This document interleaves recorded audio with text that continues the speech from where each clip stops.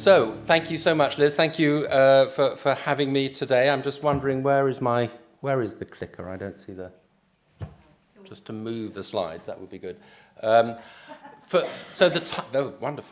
So the title of my talk is The World in 2050. For those of you who slightly misread this and thought that it was the world at 2050 and were expecting a forecast of tonight's football results and how it would look then, I'm sorry, that's not what you're getting.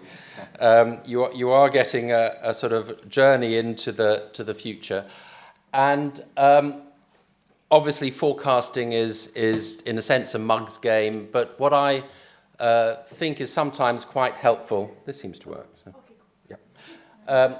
What I thought would be interesting would be to take just 5 big trends that are shaping the environment in which you're looking at future growth, the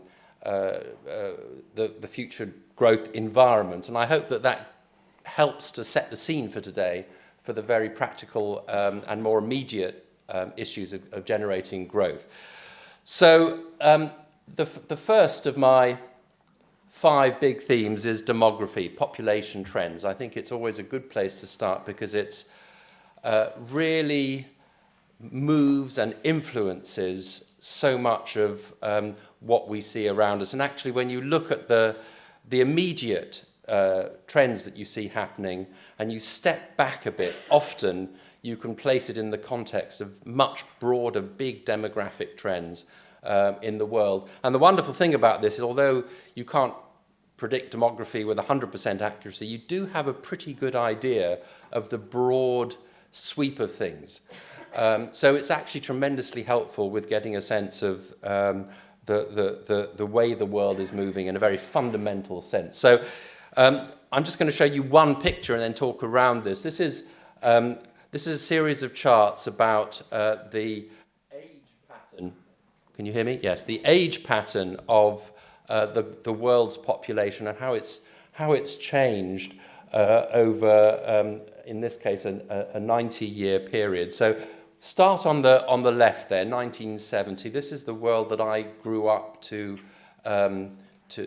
learn about. A population pyramid, a classical population pyramid. And the bottom of this is population according to age groups. So you can see 15 years old at the bottom, then it gets thinner and thinner at the top.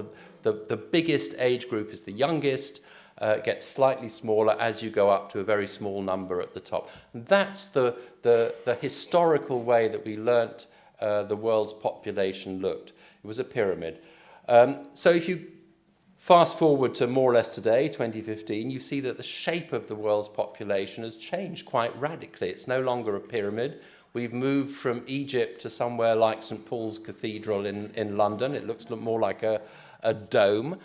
And the reason for that is that the birth rates have fallen dramatically in aggregate around the world. Women are having fewer children. And that's a trend right around the world, regardless of culture. You see it in Catholic countries very dramatically, for example. You see it in emerging economies as well. So that's happening at the bottom, fewer children. Meanwhile, at the top, thanks to very good news of health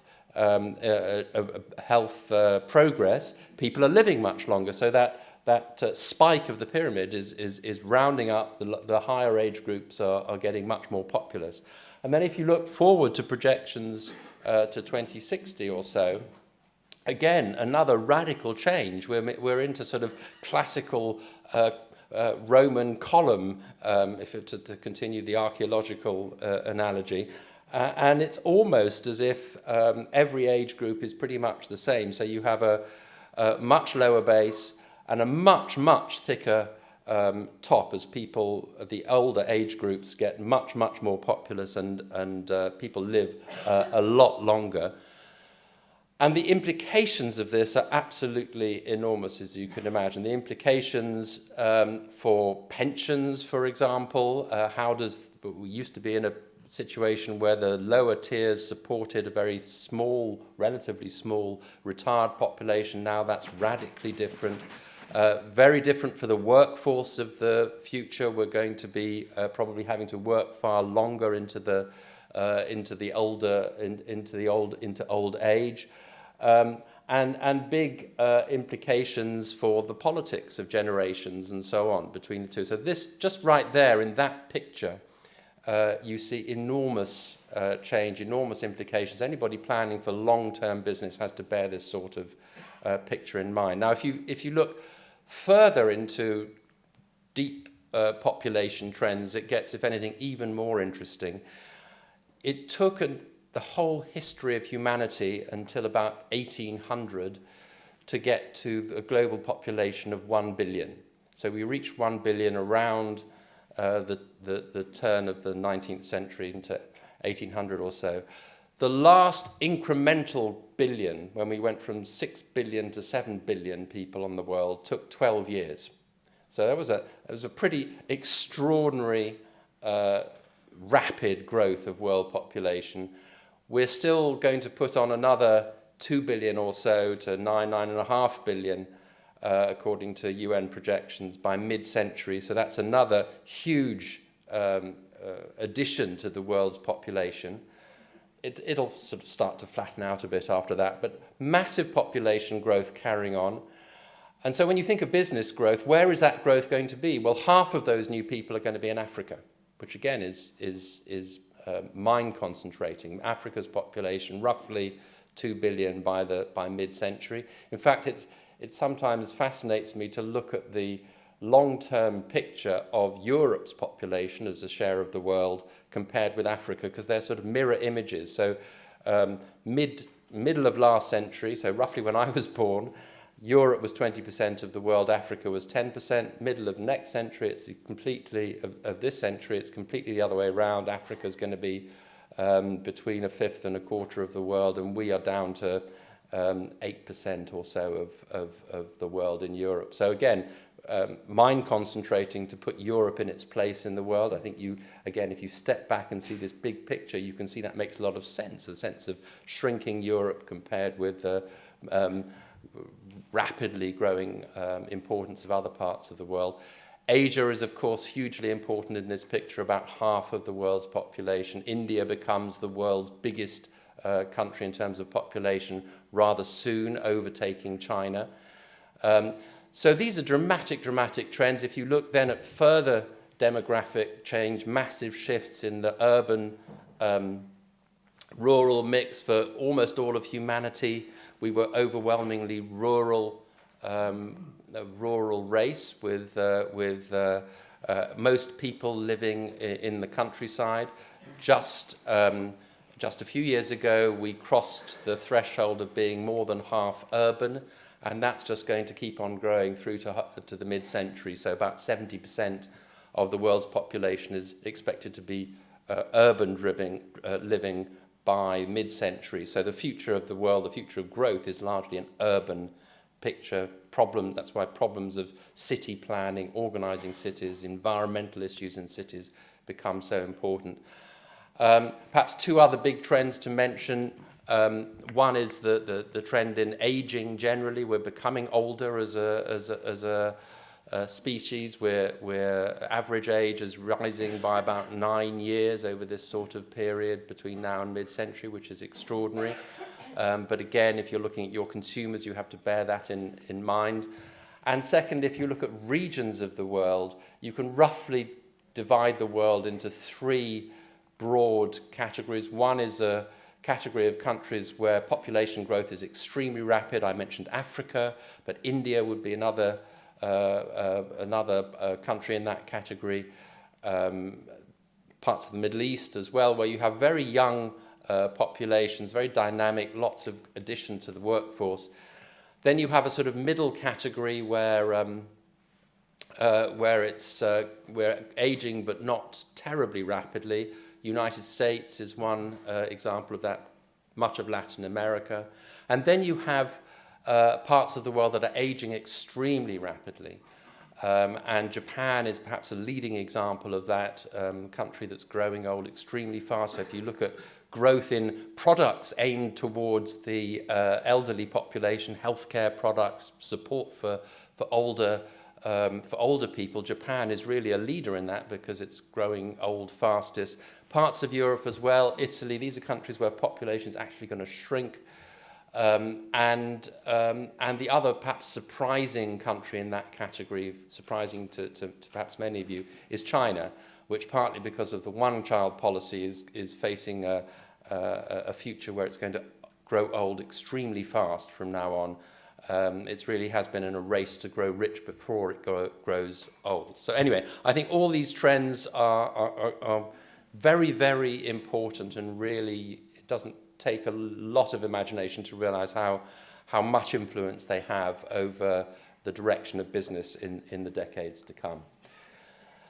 So my second theme is I suppose related to this, because it is quite connected to population, but it's the way the world economy is likely to develop over the coming decades. Now here's a chart that shows this, I think, in an image very, very dramatically. Danny Quah at LSE has done a calculation of where the world's economic center of gravity is and how that's shifted over the years, going back to 1980 forward to 2050.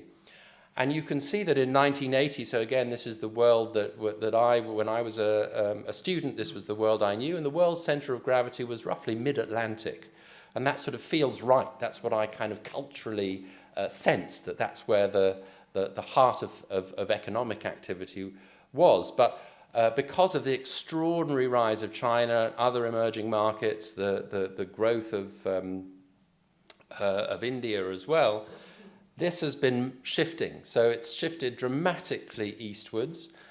Now, center of the world's economy, well, in that picture, it's somewhere in Iran, and it's going to keep moving eastwards until it settles somewhere in the border between India and China by 2050. So I think a dramatic picture of the way that the world is shifting. And if you look at it in another way of looking at this, an even longer term horizon, this is going back to the year 1000. Obviously, economic statistics a little bit dodgy around then. But these are sort of rough orders of magnitude. What you see in this is that what we're doing is actually going back to the way that the world was for most of human history, where Asia was the part of the world with the largest chunk of economic activity. It had the largest population, still does in terms of broad continental divisions. And in this picture, you see how, first of all, you had the Industrial Revolution in Europe, and there was this sudden surge of economic growth in Europe. Europe overtook Asia as an economic power. And then you had, even more dramatically, the rise of the United States from the 1800s onwards, and the United States overtook Asia as it became a bigger part of the world. Asia was held back, was stagnant. But that is now changing. It's going into reverse, and you see Asia dramatically starting to rise again. You had the Japanese economic miracle, you then had the Southeast Asian economic miracle, and now most sensationally of all, you have the extraordinary growth year in, year out in China, and India coming up behind. India has been growing at 7% or so now for a number of years. And the net result of all that is Asia is once again becoming the largest economic, or the economic powerhouse, if you like, globally. It's going to go back up to around 50% of world GDP by mid-century. So if you're thinking of growth, a lot of it is going to be there. So if you're at all international in your outlook, then Asia has to be a very big part of your plans. And again, I think these pictures are very dramatic illustrations of the way that the world is moving and where growth is going to be had. On to politics, and I think there are clearly enormously important, significant changes happening in the way that politics is working these days. And that, again, the world I grew up in was very much a historical left-right divide. That was the way that people viewed politics between left and right. It was also the way that political parties, by and large, were organized. You had parties of the left and parties of the right. And I think what we're increasingly seeing in many parts of the world is that that division makes less and less sense, it's less and less relevant to people, and that political systems are adjusting and political results are not reflecting that left-right divide in quite the same way as used to be the case. It may come back, it may prove more resilient than I'm presenting here, but for the moment anyway, I think it makes sense to see the world politically as a much more fluid landscape where you have different types of divides. And this is clearly one of them that we had on the cover of The Economist a couple of years ago, where it seemed that the new political divide was one between openness and closedness, openness to the world, a sort of international view of the world, open to globalization, open to migration, open to trade and so on, and a different view which saw the world much more as protecting one's own, building walls rather than bridges across these divides. America first is one manifestation of that. Donald Trump is a very clear illustration of that. He doesn't believe in this sort of multilateral international order. And there are many other illustrations of it. You look at the new government in Italy, which has sort of populists of left and right coming together to form a coalition. That's very much an illustration of the way that this new political divide is working. Now, how this plays on into 2050 is obviously anybody's guess, but I think what it means is we have to have a much more open mind to the way that politics will work in the future and the influence that that has on people's mindsets, and where, again, I think ultimately it's not unrelated to where the growth is going to come from. The way we organise politically will have a big impact on that too. Culture, I think, is completely fascinating as well. A couple of other cover stories that we've had from The Economist in recent years. This is actually one that we had 20 years ago, where we first made the case for same-sex marriage, and we didn't have a clue at the time that 20 years on, this would be the law of the land in many countries, or increasing number of countries. So it just shows how rapidly cultural change can happen and is happening. Here's another one. This is the cover that we had when the world when the United States crossed the threshold of having half the workforce as women, and this is still a trend that is very important. We had on our cover in Asia last week, India, and the number of the share of the workforce that is women in India, and it's shamefully low, and it's a huge opportunity for India to get more women in the workforce, and would make a massive difference to India's growth prospects if they manage to reverse the barriers, the cultural barriers in many cases, to Indian women working and going out and not being confined to a different role in the home. So I think the cultural shifts we've seen in recent times, how important they can in driving business. We've seen the Me Too phenomenon. We see the ongoing arguments over the politics of LGBT and so on, the trans argument and so on. I think this is only going to grow, and one of the ways that it will continue to play out is these sorts of debates happening in countries beyond the Western world, where they've been most prevalent until now.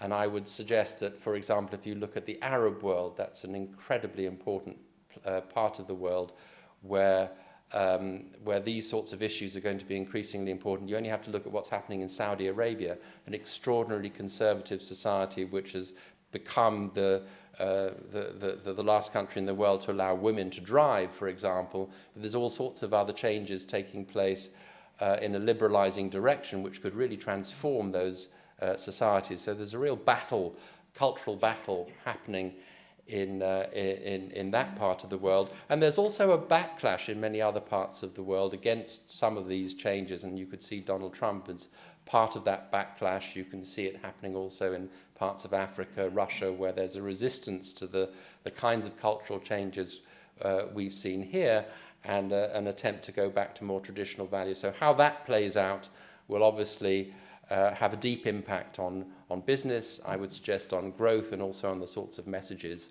that the advertising industry will be pushing, because it has to be both in tune with and to some extent leading culture in this respect. And then last but not least, my final big theme is, of course, technology. You heard about the rise of the robots from the introductory presentation.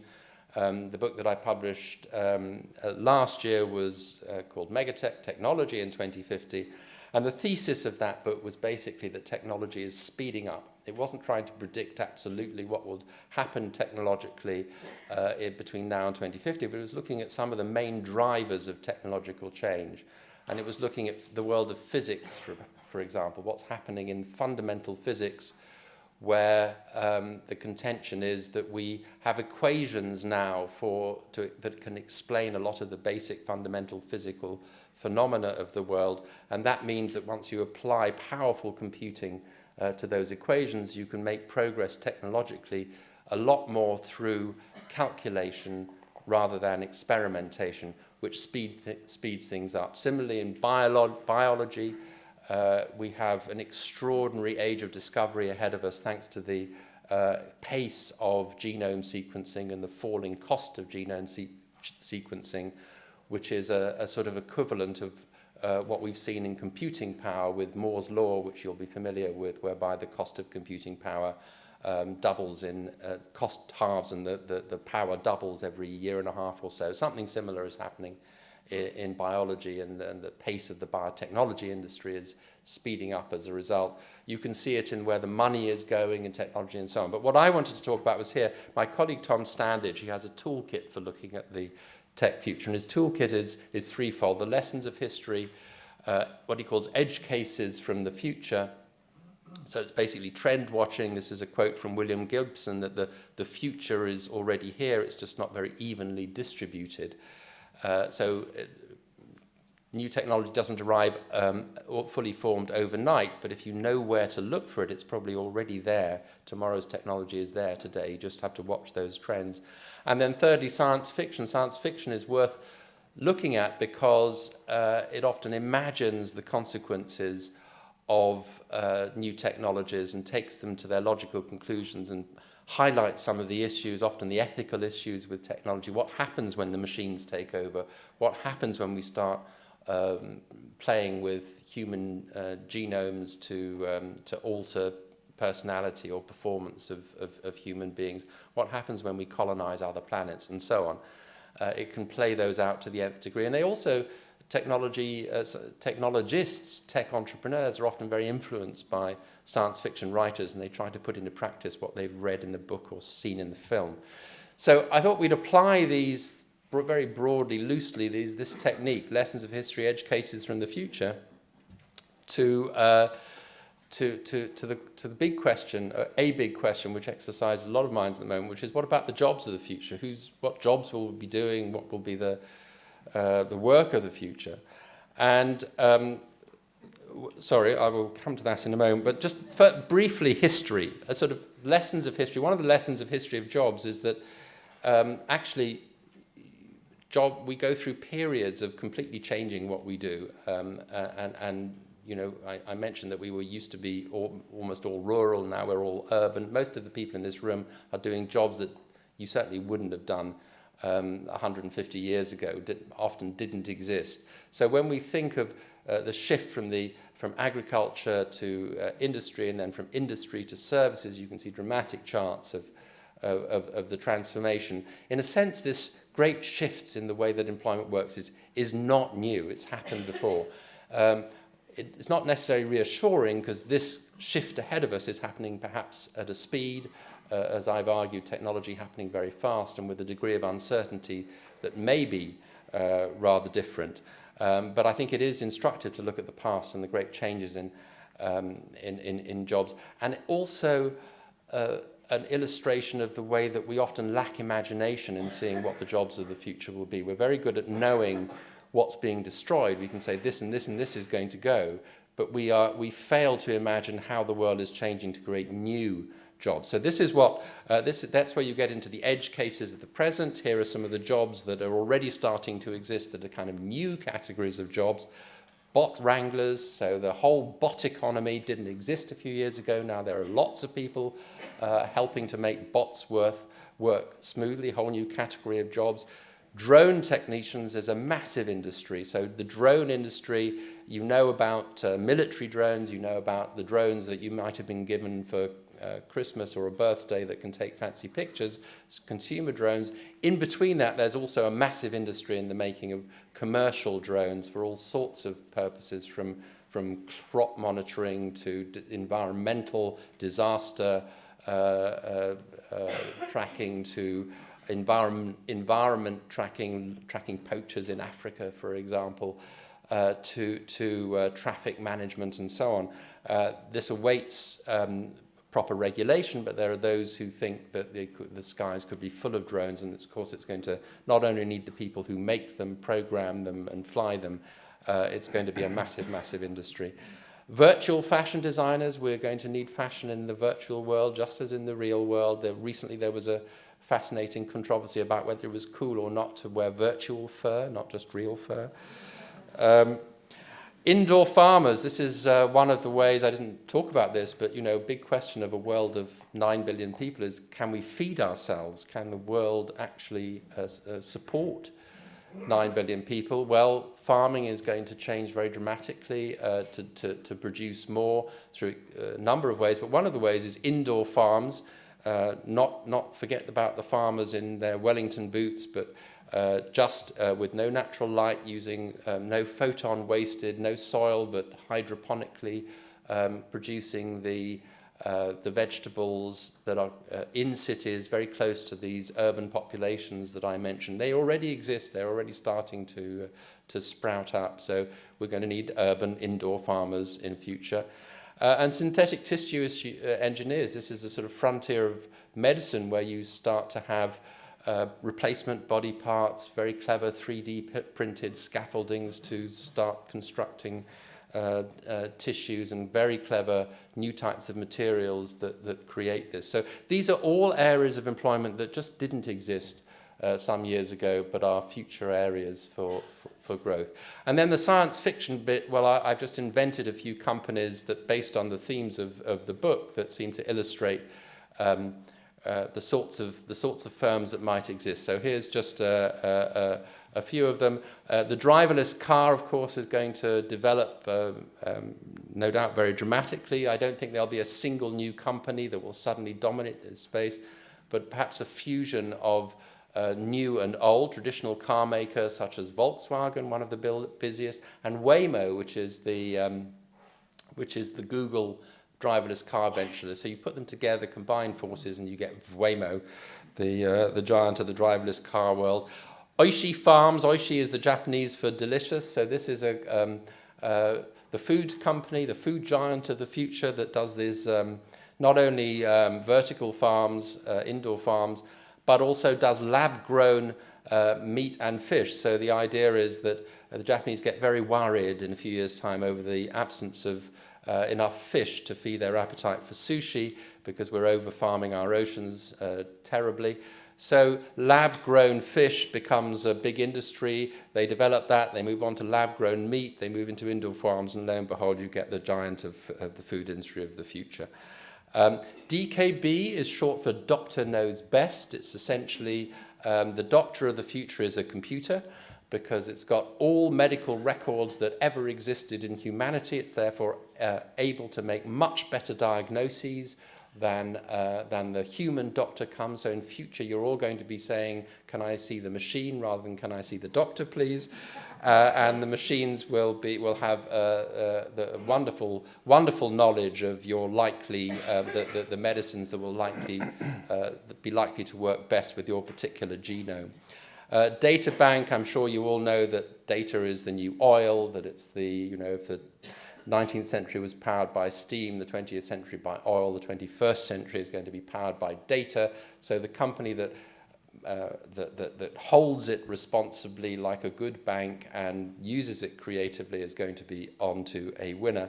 Cowboard Chemicals is the company that uses, it's the biotech giant of the future that does wonderful things with basically mobile fermentation machines turning raw materials from the pastures into just about any chemical or food product that you want through clever biotechnology techniques. So instead of cowboys, you have cowborgs going along in the prairies. And then finally, Cyborg, Feinmind and Botman sounds like a firm of lawyers, which of course it is, but it's a firm of computer-aided lawyers who are using the best possible fastest computers to make the best arguments in court and trawl through every possible precedent, allied with human minds as well, but the lawyers will always be with us, just in new forms. So there you are. That's a quick look at the world in 2050. I hope it gives you some food for thought and stimulus for today's more detailed discussions. Thank you.